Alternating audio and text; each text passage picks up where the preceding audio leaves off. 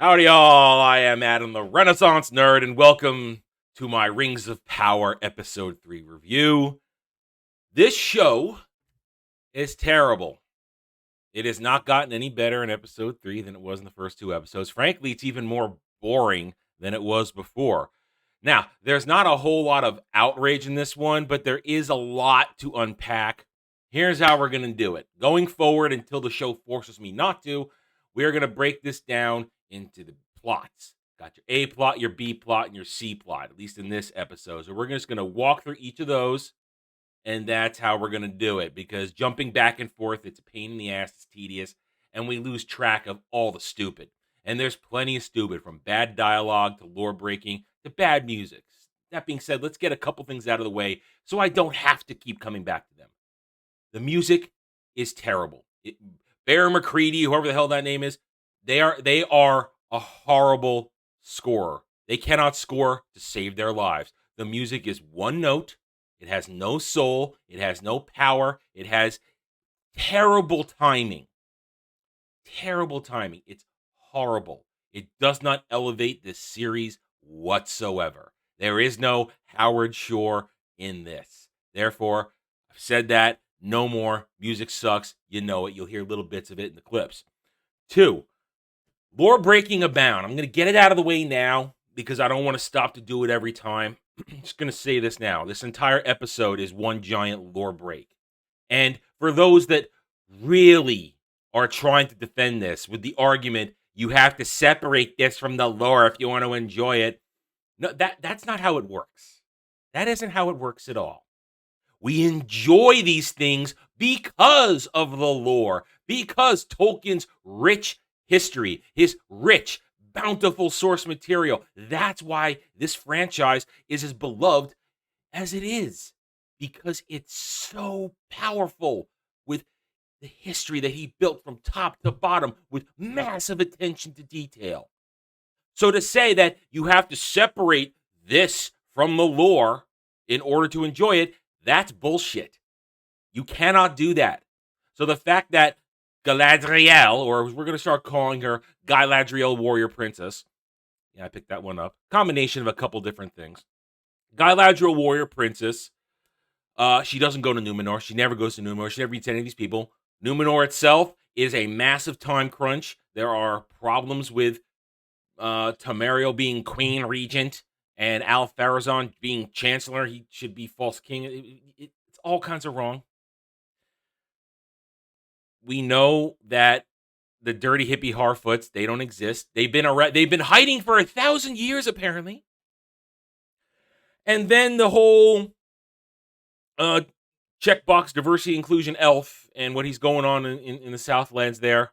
Yeah, that's not real either. That didn't happen. Those are our plots, by the way. You got your A plot. You got Sauron. Oh, well, I should call him Halbrand. No, we're going to call him Sauron because he's Sauron. So you got Sauron and Galadriel Warrior Princess in Numenor. And we introduced the Numenoreans. Elendil, who's apparently... I'm not sure what to make of him. We'll talk about that in that section. Got Elendil, got Isildur. They mention Isildur's brother, but he's not there. And you have Isildur's fanfic sister, who happens to have nice boobs. There, I said it. We'll get a good shot of her later. And you get the queen, and you get a couple of people in there, and then that's it. It's all mixed up in there. Then you've got your B plot, the dirty hippie Harfoots, and that's some weird shit, man. That is some weird shit.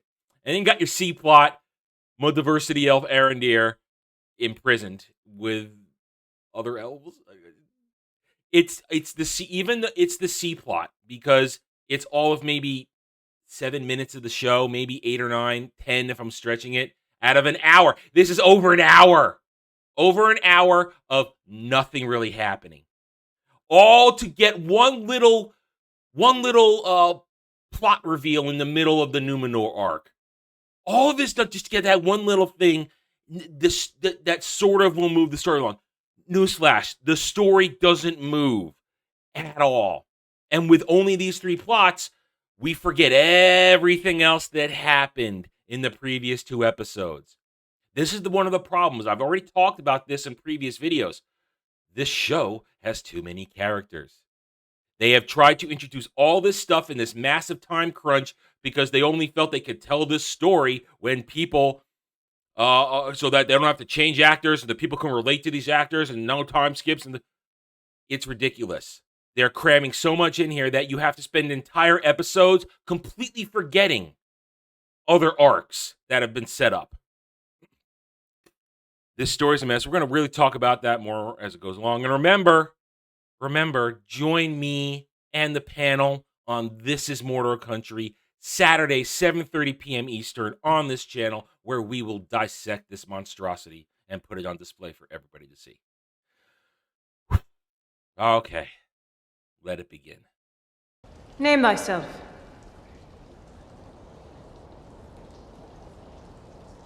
Galadriel of the Noldor, daughter of the Golden House of Finarfin, commander of the northern armies of High King Gil-galad.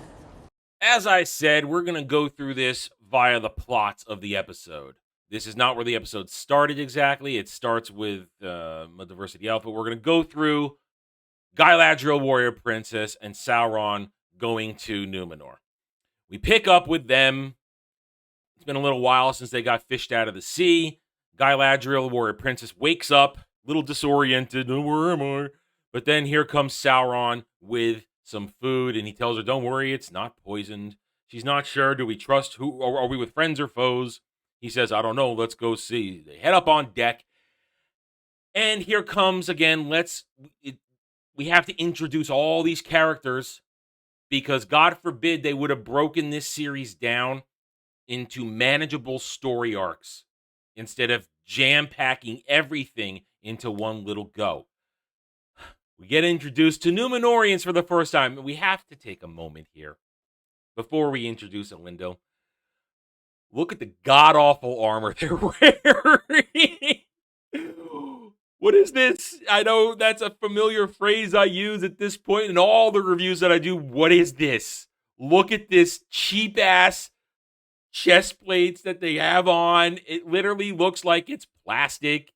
The costume design, the armor design, everything is wrong with this. And then when we zoom in on Esildur for the first time, you can see the cheap-ass pieces peeling up. It's all ridiculous. It's terrible. Okay, we get introduced to Esildur, and right away, Galadriel, Warrior Princess, insufferable bitch mode engaged. She remains insufferable bitch mode the entire episode because that's her character, insufferable bitch. Annoying bitch. Unlikable bitch. There is no other mode, and, well, Morfydd Clark plays it perfectly. Scowl 1, Scowl 2. I think she maybe introduced a third scowl. And when she attempts to smile later on, see my thumbnail, it's a little frightening. It's a little frightening. I'm sorry, but it is. They begin to just question. She has no understanding of the fact that you are at the mercy of these people. No, I'm going to be questioning. I'm going to be a bitch. Who are you? Where are we going? And Esildur, trying to be pleasant, says, oh, we're going home. Where is home? Oh, here's home. Oh, it's Numenor. And I got to say, this shot right here, the grand scoping cinematic shot of Numenor's capital, whose name I don't know. Sorry. Yeah, that's a CGI mess. My eye doesn't know where to go and look at this. All I see is houses and rocks. I don't know what I'm looking at. Whoever designed this, terrible. People who say the show looks great, would you like my glasses? Maybe they'll help you get a good look at how bad this show is presented visually. It's not good. It isn't. It is not cinematic. It is not spectacular. It is, in fact, dull, boring, very, very fake looking. Elendil now has to escort Galadriel, Warrior Princess, and Sauron into town. Everybody's giving them dirty looks. Apparently, the elves are hated. There's a little conversation between Galadriel and Sauron about elves being hated and why are they hated. And Galadriel says, well, we haven't been allowed on their shores for a long time. Lore guys, I'm going to need some help on this. We'll go over this on Saturday, I'm sure. because I know there's probably all kinds of mess in lore. Now, we know in the actual lore, I do know this, that the Numenorians became jealous of the elves because the Numenorians are descended from the elves because of Elrond's brother, who chose to be human while Elrond chose to be Elven. And from there, we know they became jealous, but it didn't happen overnight. And by not giving Numenor its own season, we fail to really get the rich depth of history that Tolkien created around the nation. And that's why this is a failure. Of course, they can't use any of Tolkien's actual lore and source material because they don't have the rights to it. So they're making shit up as they go along, using characters and name only to push along a story, which frankly doesn't really move at all. It moves a fraction of an inch in the middle of this plot. As they talking, so Galadriel goes, okay, we're going to find out why we haven't been allowed on these shores. And Halbrand, you got to love Halbrand Sauron, because knowing that he's Sauron, every little word you understand is him just messing around. Because newsflash, for those who are saying, why did he save her last episode if he's Sauron? Because she was his ticket into Numenor. He wants to be in Numenor. Lore-wise, he wants to be there. She's his ticket in. He just rides her coattails in. They're going to question him a lot less if they're all focused on the elf, who are now apparently they all hate. Elendil escorts them to the presence of the Queen Regent Tamariel and her Chancellor Al-Farazon. Again, I believe this is all kind of out of order. She was never actually queen, and definitely not Queen Regent, according to what I understand. Again, lore guys, you'll break it down for me. We'll really go into the one on Saturday with some more, because I have my lore guy lined up for Saturday. Don't you worry. Ugh. And right away, you saw it. I showed you in the opening clip to this plot. Who are you, elf? I'm Galadriel. We're rolling the R's. Pretentiously rolling the R every goddamn time. Even on the ship on the way in. Numenor. I can't do it. She rolls the R in Numenor. Numenor. It's so goddamn pretentious, and it's so freaking annoying. Everybody rolling their R's. Get the hell over yourselves. Get the hell over yourselves. It doesn't make it sound majestic. It doesn't make it sound mystical. It doesn't make it sound fantasy. You just sound stupid. Oh. She presents herself. She tells everybody who she is. Remember that. She tells everybody who she is. And also remember that they know who she is. And she told everybody who is. That line is so goddamn cheesy. And also, of course, completely lore fake. Commander of the Northern armies for High King Gil-galad. Yeah, your army was impressive, down to 7 people. Your commander of what? Your commander of shit. Because she was never a commander of an army. She was a ruler. She never led an army like, nah. You're intoxicated. Shut up. We get a big question, and here is again the stupidity of Galadriel, warrior princess. She is instantly combative with these people, forgetting she's at their mercy. Oh no, she's so great, and they're gonna show us how great she is. Galadriel, warrior princess, picking a fight. I'm this. No, you have. Oh, we gave you this island. Oh, no one gave us this island. So you have a whammon off right here between Tamariel, Queen Regent, and Galadriel, warrior prince. They got a whammon off where they're both whipping their dick out. Even though Galadriel doesn't have her dick dagger, Elendil has her dick dagger. Elendil's got Galadriel's dick. There, I said it. They basically trying to whip their dicks out, put them on the table, and it takes Sauron. I almost said Halbrand. I want to keep saying Sauron because he's Sauron. Takes Sauron playing mediator. Like, hey, everybody, let's calm down. Let's be friends. That's knowing that he's Sauron, you love it. You love it. It's great. He's messing around with everybody. Let's all be friends. Let's not be antagonistic. And, well, Galadriel, warrior princess, she continues to be antagonistic to the point where they put her under house arrest. And the queen says she'll be guarded while Sauron has the freedom to walk around. And then you get a cutaway where Sauron gives a little bro hug to Elendil. Thank you, Captain, for helping us. And just to also now show us that he's a pickpocket, because he swipes back Galadriel's dick. So now Sauron has Galadriel's dick, and as they come together in a nice little handshake, he gives her dick back. So now Galadriel has her dick again. All building the trust. Doing it to build the trust with Galadriel, Warrior Princess. Sauron is building the bonds. And you feel the sexual tension. They're building the sexual tension because they're gonna bang. They're gonna bang. I can't wait for it. I hope it happens. I hope I'm right, but you feel it. I feel it in the air. It's tangible. I can taste it. And then you get a moment where fake Queen Regent and Bad Beard Altharazon talk about, oh, this could be bad with the elf here. All right, what's next?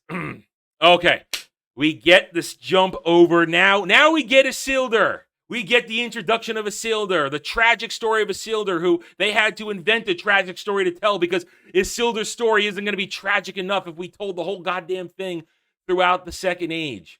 No, of course not. All the way up. No. They got to make it up themselves.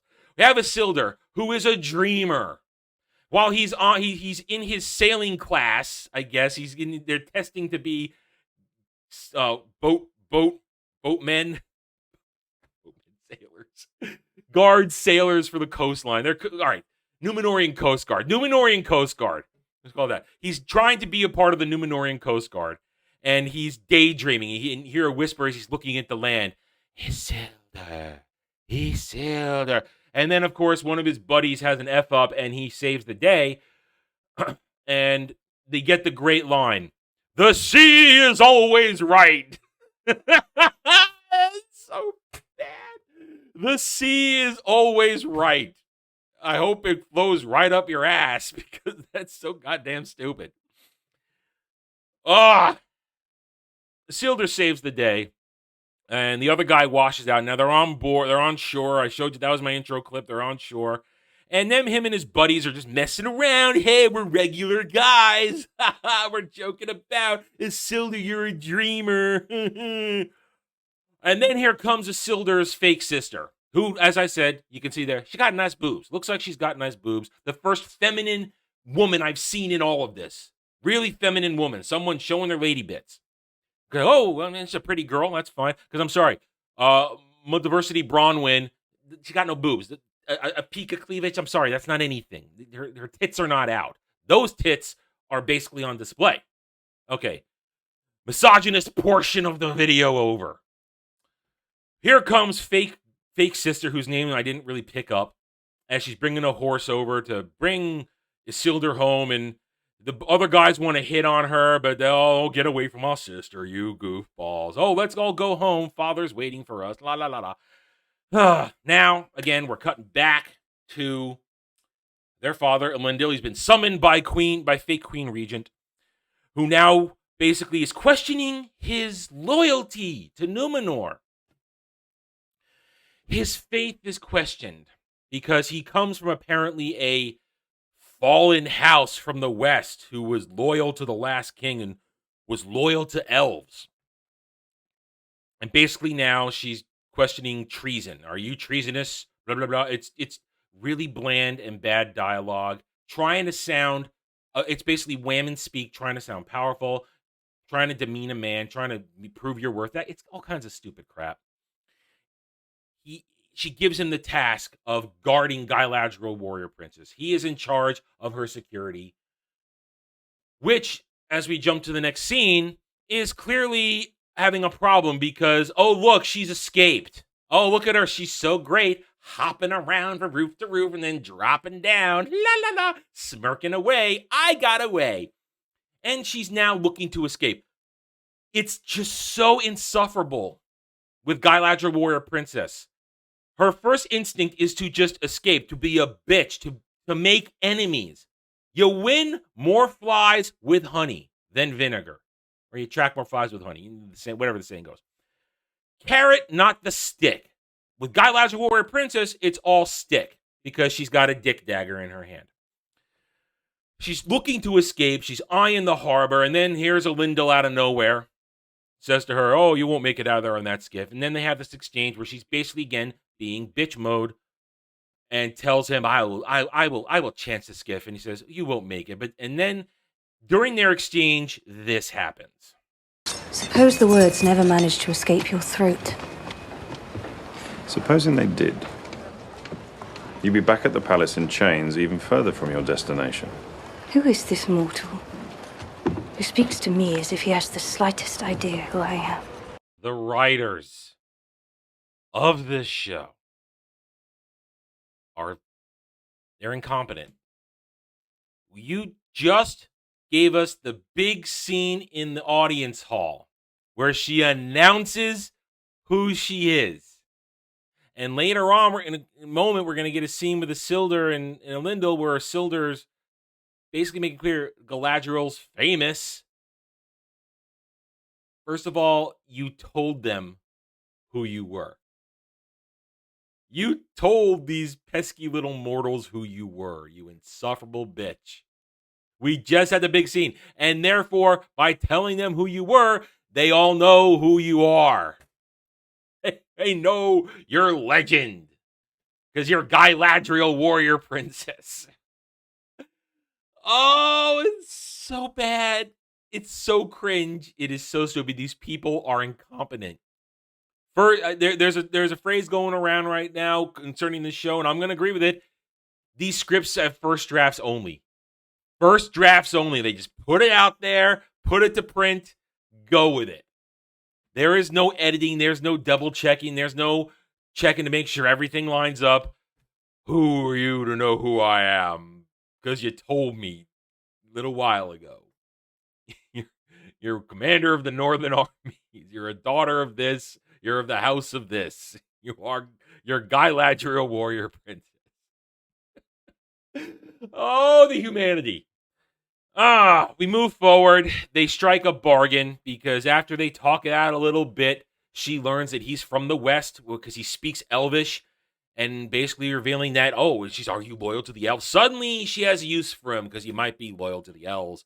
And he reveals, yes, in the West, we are friendly with elven kind.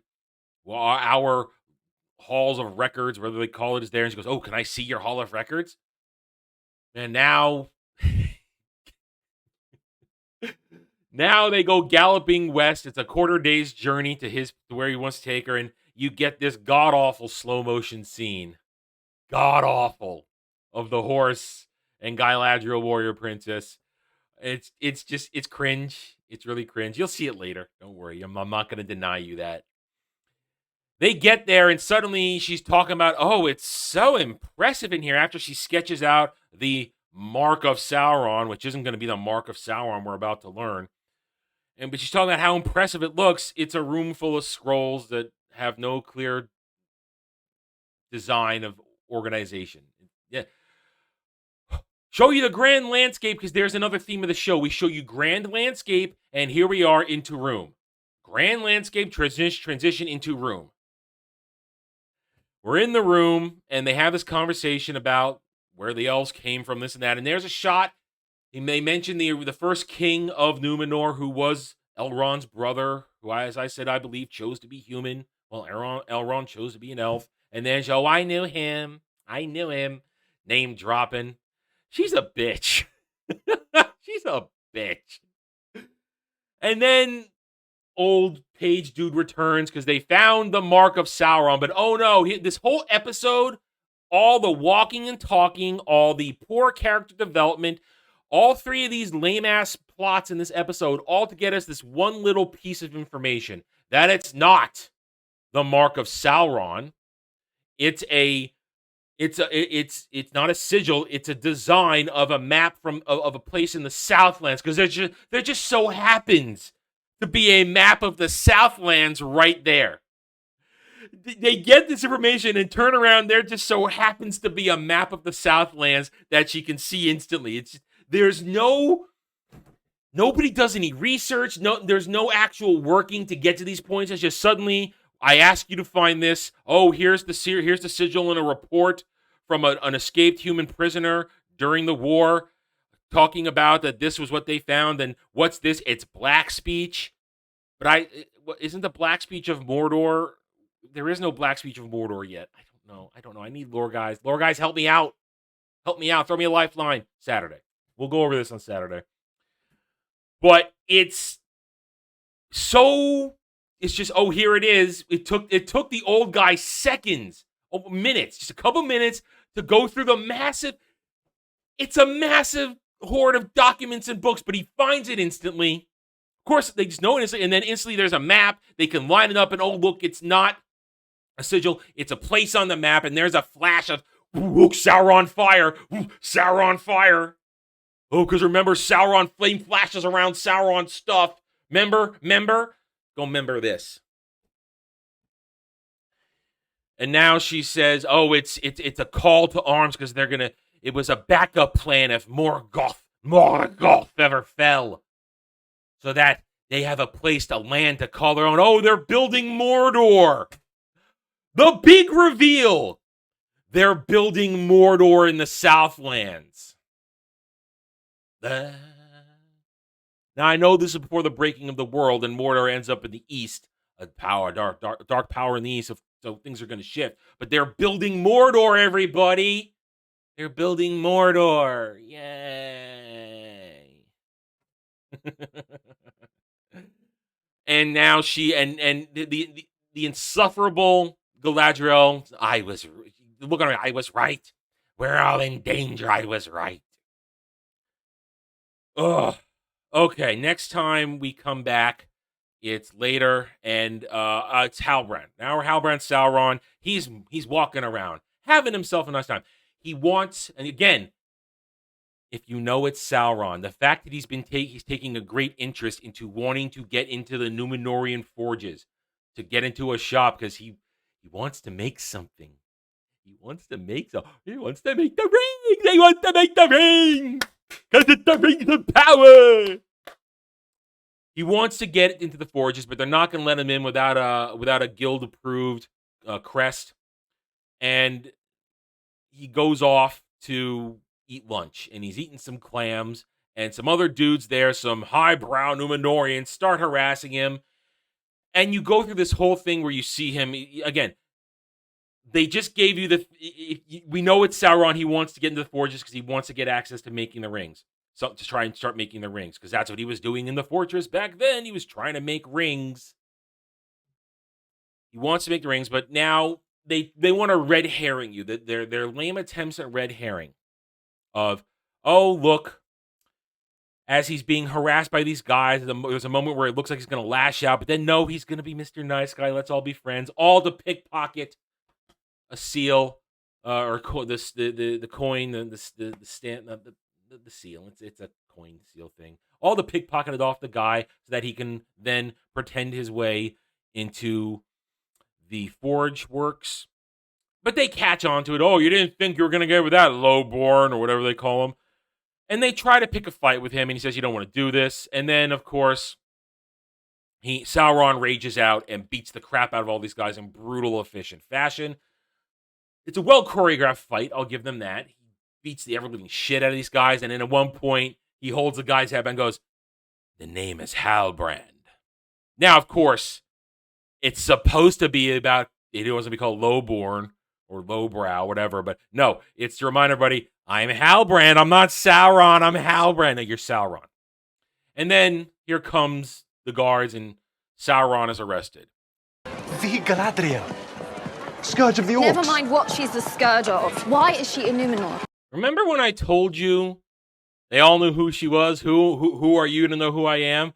Well, she's also Galadriel, scourge of the orcs. No. Cringe. Complete and utter cringe. And as you can see now, they're going to be complaining about her and why do we have to do this? Why do that? I mean, it's just all... It's an attempt to get us endeared to the family of Elendil, and it fails miserably because now you have Isildur doesn't want to be Numenorean Coast Guard. He wants time off. Daddy's not happy. There's a fight. He's pushing back. They talk about the brother, who is actually an important character, should be here, not fake sister with nice tits. It's all sloppy. It's all sloppy and stupid. And it's not fun. It's boring. This is just filler. And it's fake character work for characters that have a history. Elendil and Isildur, they have an actual history. And in this scene, you get the line, let the past die, leave it where it is. This is supposed to be the man with hope. The true faithful. Elendil's supposed to be the true faithful. The one that carries the faith of the gods away from a corrupt Numenor, where they can found Gondor. This doesn't... he's going to have his turnaround. Well, they're off to a bad start. They're off to a bad start because they're boring. They're uninteresting. And I'm not connecting to them at all. Not at all. Anyway, while Dad and Isildur are fighting, nice tits sister gets up, goes and comes back with a scroll that says she's been accepted to the Architects Guild because, okay, fine, whatever. Let's just make up her story because she doesn't really exist. And while Elendil goes, oh, I thought you got rejected. No, she has to bring up the point that Isildur told her to reapply again. And she got in. And he turns back and Isildur's vamoosed. He's gone. And of course, now you're setting up the whole thing. Isildur's a dreamer. He's got his dreams, but he's a good guy. He's a bit of a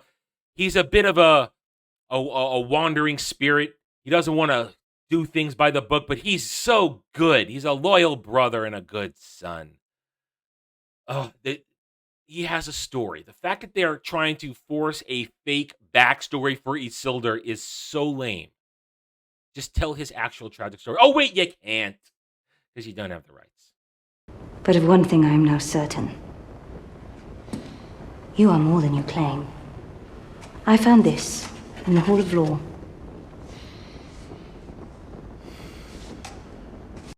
Next scene in Numenor, Halbrand, Sauron is in prison. And he's just sitting there. Here comes Galadriel, warrior princess, to talk to him. They have this exchange. Again, how long was she in that library? I don't know, because they made it back. Took a quarter of a day to get there, and that means it would take a quarter of a day on horseback to get back. But while she was there, she just happened to do research. She happened to do research and find out that the insignia on Halbrand, Sauron's little pouch, is the insignia of the Southland royalty that united a peoples once. And she starts talking about how they need a king. And again, he actually says, I picked this up off a dead man. It's not mine. He tells her flat out. That's the funny part. He tells her flat out. He's being completely honest there. He's going to be completely honest. Yeah, I'm not this. I'm just pretending to be this. But no, she is Galadriel, warrior princess. She has things in her mind. She needs to create a war leader to follow her in the south. She says that you need to unite the Southlands. He's like, no, those were all servants of Morgoth. My kin served him. I'm not the hero you're seeking. No, you're not. You're Sauron. But of course, he's all playing up. It's all the long game, and you're supposed to buy into him debating with his past. No, it's all a fake out. Red herrings, fake out. And she's telling you how you need to be a leader. I need you to help me fight the enemy. We need to stop and save the Southlands, and you're the one to do it, Sauron. And then she leaves him to mope. But I love it how she just finds this piece of I don't even know what to call it. These notes, these records. That's good. Records. She finds these records. She just so happens to find it in the massive library that we only saw one room of. She happened to find it, and because she was going to go looking for it, because not once has it come up that she was thinking about looking up his little pouch. Yeah, they played around with that for a moment in episode 2, but it hasn't been a thing until suddenly, okay, I'm going to go. She decided to look it up. How about a scene, if they had extrapolated this out with proper writing and proper thinking of, she's researching the sigil, which turns out to be the map coordinates in the library, and comes across the symbol on Halbrand's pouch. Halbrand Sauron. No, that would have explained it, how she found it. She was looking up something else, and while thumbing through things, then she finds it. Then you can kind of believe it's believable that she would find it. But no, she just shows up having it. This is horrible storytelling. It's pathetic as bad. One more scene in Numenor. Fake Queen Regent is climbing some stairs because we've been told that her father, the previous king, who was ousted for his love of the elves, is just living in a tower, and she see her climbing the tower, doesn't see who she's talking to. She goes, "Father, the time has come. What we feared has happened. The elf is here." Dun, dun, dun. Moving on to B plot. And nobody walks alone. Nobody goes off train. Come on. And nobody walks alone. Nobody goes off train. And nobody walks alone. Nobody goes off train. And nobody walks alone. B plot. We return to the dirty goddamn hippies. They are still dirty goddamn hippies. They're not as disgusting as they were in the previous episode, eating snails and munching berries and swimming in shit, but they are still dirty as hell, and they're still annoying as hell, and they're really weird and creepy. You see their little dance. Stay on the trail, never travel alone. Stay on the trail, never alone. It's like it's almost cultish, especially with the shit in their hair. It's really goddamn weird. So they're throwing their festival before the departure of the migration, the caravan. It's their festival. It's stupid. It's so dumb, and they're all celebrating.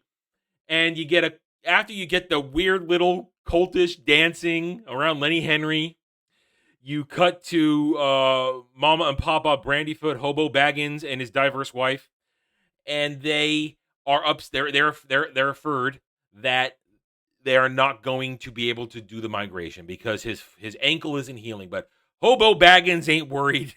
They're gonna just keep the wagon in the front, and again, we have to affirm how great Nori is. Nori is fantastic. She will take care of it. She'll make sure the wagon keeps going because whatever Nori puts her mind to, well, Nori gets it done. Nori is great, everybody, if you haven't been told a million goddamn times already. We cut to Nori, of all people, sneaking around while everybody else is doing creepy cult things. She's trying to get ready to help the wizard. Again, wizard, not Sauron.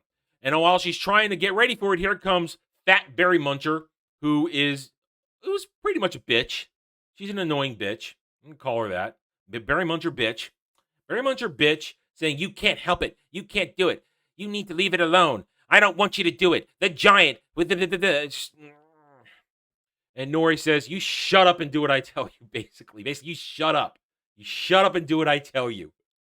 You keep a lookout while I sneak into Lenny Henry's hut and look through his book to get star charts, because apparently these people have existed for 1,000 years, unknown to the world, and they have star charts. Yeah. And she goes into the hut, she's thumbing through it, and instantly opens the book to the star chart section. She just knows exactly where it is because she's Nori and she's perfect. Little Women's in training. We could say girl boss in training. One of my favorite terms. Girl boss in training. Nori is trying to sum through, but oh no, here comes Lenny Henry. I guess you could smell him coming a mile away. But she doesn't. Berry Munching bitch starts to warn her, and she hides under the table. And then Lenny Henry is going to sit there and think about things, and he wants to scribble for a speech he's about to give. And Berry Munching bitch basically does all she can to get her out of there while trying to tell Nori, who's trying to grab the star chart piece of paper, and she gets her hands on it, and they lure Lenny Henry out. And then everybody goes, and then we get the history of the Harfoot and their really weird culture where they seem to all love one another. They're all happy. They're all very connected. It's a great little community, unless you can't keep up. If you can't keep up, you get left behind. And they do this really creepy, I guess, obituary of people who's left behind. And they want you to connect to Berry Munching bitches. as Lenny Henry reads off what is clearly her family who died in a muddy landslide, and she cries and you're supposed to feel connected. No, I don't feel connected. I hate these characters. They're annoying. They're stupid. They're insufferable. I hate them. No, you look, her family died. Don't you want to cry for her? No, I kind of wish she got caught up in the landslide too. Then I wouldn't have to hear her bitch and moan and watch her disgustingly eat berries. Just that simple. Anyways, they do this thing, and it's, like I said, it's really weird how we're all supposed to love each other, but we're just willing to leave people behind. Some people die, but then some can't pull their wagons. And that's the whole fear. If you can't keep up with the caravan, they're just gonna effing leave you. They're just gonna leave you to rot. Okay. Yeah, these Harfoots, these dirty-ass little hippies, they're a great bunch. Wow. They're terrible. These are terrible people. These are horrible. Why not spare? Because when you see this, when you watch them in the caravan later, there are people just trotting along, not doing anything. Oh, I don't know, but how about one extra person just goes and helps and pushes another cart that maybe doesn't have enough manpower? Nope. No, we're just all partying along. It's so bad. It's bad. Anyways, the obituary keeps going on.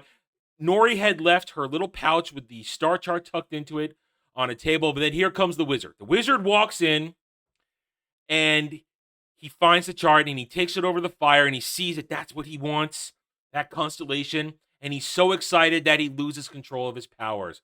But he's Sauron, and Sauron likes fire. He tried to kill them all with the fire. No, he got excited. The wizard doesn't have control of his powers. It's just that simple.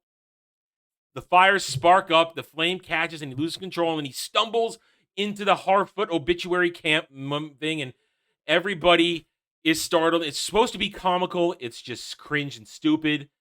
And then it leads to basically the momentary trial of Nori Brandyfoot, where everybody's saying, "What have you done? You've endangered us. You must be banished. You must be banished." The rules of our people say you must be banished. Go away, you horrible little girl boss in training. But no, then everybody tries to stand up for her, saying, "No, she was just trying to help a friend. I'm trying to help a friend. No." And Lenny Henry then makes an exception and says, "She's young, but now I'm basically going." We know that Hobo Baggins is a gimp right now, so Lenny Henry basically says he takes the coward's way out. Instead of just being firm and saying, "Okay, you're banished," he takes the coward's way out and goes, "You'll put your wagon at the back of the caravan." But that's a sentence to death. Yeah, he knows that, but he's being a coward. It's supposed to give them a chance, but they know that with Hobo Baggins gimped, they can't do it. And then, of course, Hobo Baggins tries to argue his case, and then Mama Brandyfoot starts to chew Nori out. "How dare you endanger us? We're gonna die now. Now hurry up and pack." And Nori keeps going, "No. We're gonna be fine because the wizard, he's special. I know I'm not special." It's so terrible. He gives a whole speech about, "I'm not special, but I'm giving this speech because I am special, because I'm so free-spirited, and I understand that the wizard is special, and it's our destiny to help him." And her mother just shoos her off, and Nori goes, "No, I'm gonna help him." And the wizard's, I'm looking around, I'm looking on all sad. And then when we come back to the Harfoots later on, the caravan is happening, and the Brandyfoots ain't keeping up because Hobo Baggins can't pull the wagon. And then they're all crying about it, but then the wizard shows up, says, friend. And he offers to help push the wagon, and Nori says, "See? I was right. I'm a girl boss in training. It was okay." And the Brandyfoots are saved for another day, because now with Wizard Gandalf wannabe, or Gandalf gonna be, they get to continue the caravan. That's B plot. The Harfoots are weird. They're weird and creepy. C plot. Woo! Short, sweet, and stupid.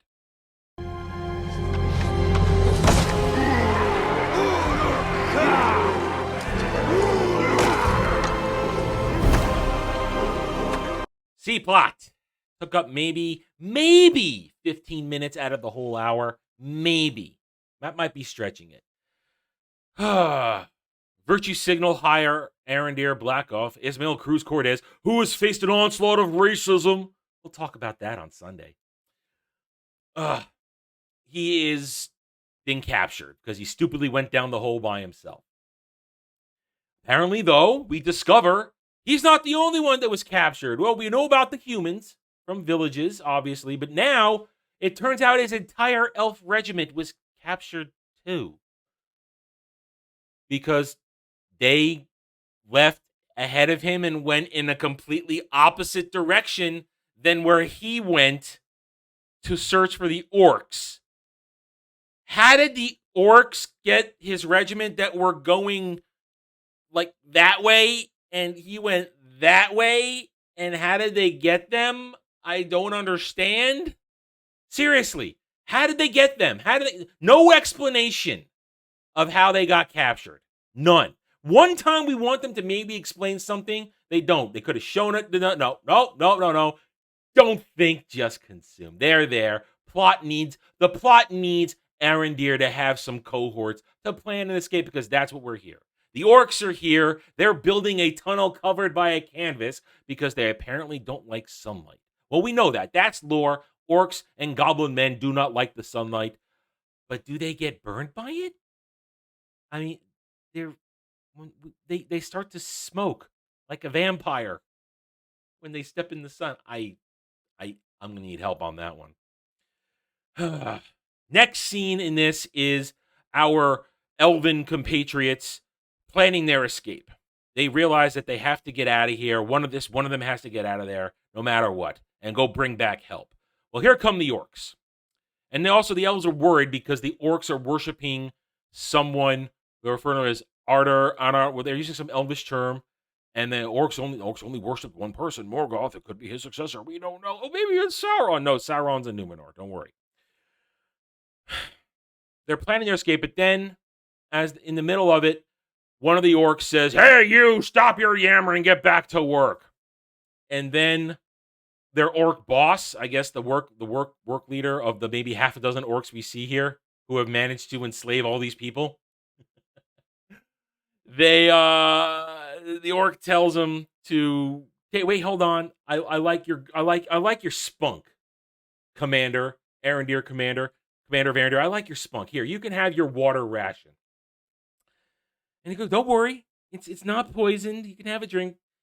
Arondir's commander takes a drink. Arondir takes a drink too. But when Arondir's buddy starts to take the drink, the orc boss slashes his throat, and then you have to see Arondir be all sad as his friend dies. All because now the orc is yelling at Arondir's commander to cut down this giant tree that's blocking their path. And no, that tree's been here longer than you, orc scum. In order to defuse the situation, because Arondir thinks with a clear head, I'll cut it down. And as you saw in my clip, he goes to cut it down. But if you notice, when you cut a tree, you're cutting it in a fashion so that eventually its own weight will topple the wooden giant. It'll topple in a direction. He starts to cut it in the direction that will fall right into the work camp. The orcs are cheering it on. Yeah, but he cut it right into the work camp. You would cut it to fall the other way, away from the work camp. No. Forget physics. Don't think, just consume. Final scene, because remember, you got three quick little scenes. Final scene at the very end of the episode now. That's why I did the C-plot at the end here, even though C-plot should come last. But I saved it for the end here because it leads to the end of the episode. They're planning their escape. They're ready to go. And I need to retract a statement that many of us leveled as a criticism of the show. Arondir, as our black elf, being in chains was not a reference to black slavery. It isn't, because everybody's chained up there. All the elves of different colors, all the humans of different colors, everybody's chained up. We criticized the show that it was going to be blatantly putting a black man in chains. They didn't do that. Everybody's in chains. We got the on the nose racism back in the previous episode when Arondir walked into the bar and the Yahtzee youth in training yelled at him, knife ear, said, "You people." We got it in that episode. This one, it's a whole lot. The chaining, chained up, it's a whole lot of nothing. See, I can admit when I was wrong. I take that one back. I was wrong. But I wasn't wrong at how bad the CGI was going to be on this fight. I did make fun of that in the trailer. I wasn't wrong about that. They begin their attack. They whip their chains. They knock down orcs. They pull them back so the sun makes them smoke like vampires. Then, here comes their attempt to escape. They're all banging on their chains to break free, and when it's not working, it's not going fast enough because one tries to get away, they get shot down, it's not happening. Arondir picks up an axe, and we get that clip from the trailer where he's flying through the air, and he chops down the canvas, and the orcs are smothered, and they can't get at them, and they keep breaking the chains. But no, the orcs say, "Summon the warg!" And they summon a warg. Just a warg. Here's your warg. Good gravy, that's some horrible CGI and design. Terrible. Just terrible. But Arondir handles this terrible CGI warg, manages to trap it inside the roots of the tree while his commander makes a break for it. He's yelling, "Run, run, get out of here!" Makes it over. Arondir makes a run for it himself. But as he gets up there, he spots that, commander's been pincushioned. He's done. He's done. Because they didn't account for maybe archer sentries. We never saw any orc archers, but I guess they were there. Okay. And they didn't even think to look for it. All right, fine. Whatever. Moving on. I just want to get this done now. Arondir cries out as he's back down, and they say want to kill him, but no. Orc boss, Orc boss is dead. Arondir stabbed him with a twig in the neck. Yeah. And another orc says, "No, we're gonna take him to the leader, our leader." And then they start chanting the leader's name, and he's walking through, and it's blurred, and you can see through the blur. You see elf ears, and the rumor is it's one of Galadriel's brothers, a made-up brother. Episode. Let's do the roundup.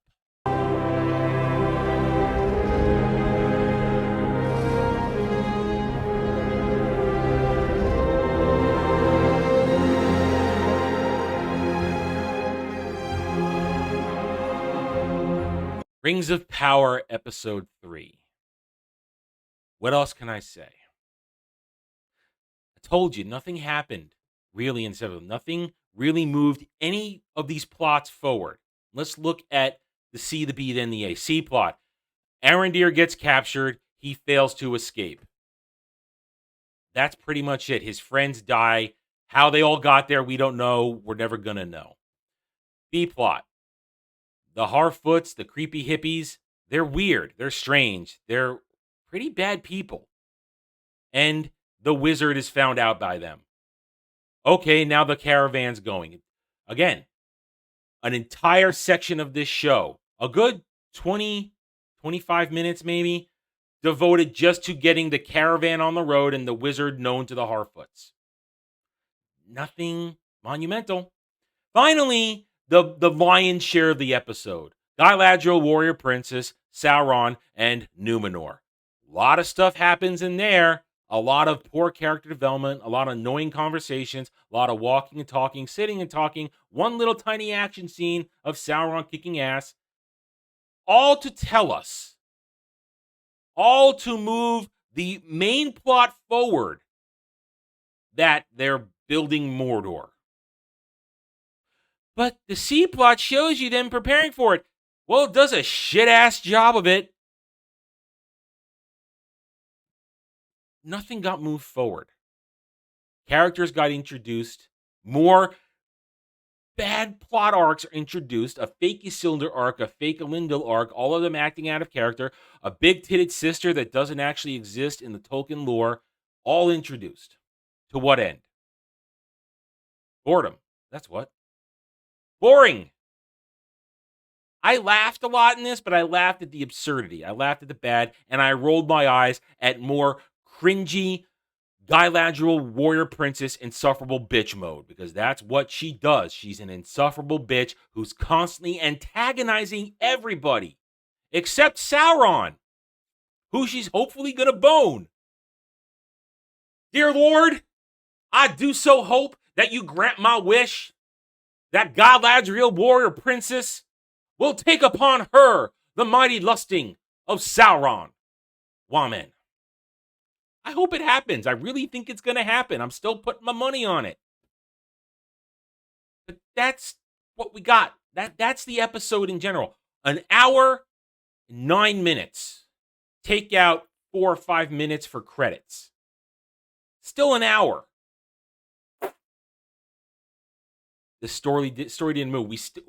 We are now a third of the way through the season. There are only 8 episodes. We still have 5 episodes to go. Oh, man. And, again, the poor storytelling as a whole of this. All the other stuff introduced in the first 2 episodes, not a peep. Mystery Box of the Dwarves, we know it's Mithril. Everything with Elrond and Mumu Celebrimbor. Gilgalad gets a vision of darkness at the end of the thing, and the leaf was a vision. It wasn't actually rotting, it was a vision. I'm holding to that. The dwarves in general. The baby mama and badass teenage mustache Theo and all those people on. No. We're going to take a break from that. That is the weakness of this series. These poor writers, these hacks, trying to stuff all these arcs into a single season, when the intelligent thing would have been to separate them all out to each season. 1 season for Celebrimbor, a season for Galadriel, a season for Elrond, and then a season for Numenor. All leading up, each one with maybe the smart thing would have had your protagonist to be Sauron. Having Halbrand as Sauron, maybe that should have been your protagonist as he blips in and out of all these different arcs, pushing towards the creation ring. Look, I did that off the top of my head. This isn't planned. I did that off the top of my head in a few seconds while I'm breaking this crap fest down to you guys. That would have been a nice way to do the whole thing throughout the 3,000 years of the Second Age. Sauron appearing in each thing, pushing towards his goal of forging the rings. In each of these sections. That would have been a good story. He would have been your linchpin. Because this is going to end badly. The War of the Last Alliance is not a success. It ends in the tragedy of Isildur. Think about that. Those who try to defend this. And look at what we have. The mashing together of all these storylines, all these time periods throughout the Second Age into one bubbling purple stew of crap.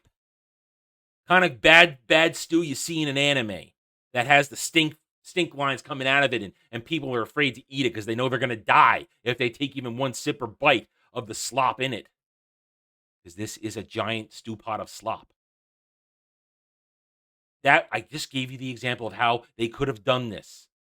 Even with the light lore, they could have done it, and it could have been something interesting. But no, bad storytelling, light character work, poor character work, lazy connections, virtue signaling abound, strong whammons, girl bosses in training, all the fun stuff we expect from woke storytelling. I'm still waiting for inclusion.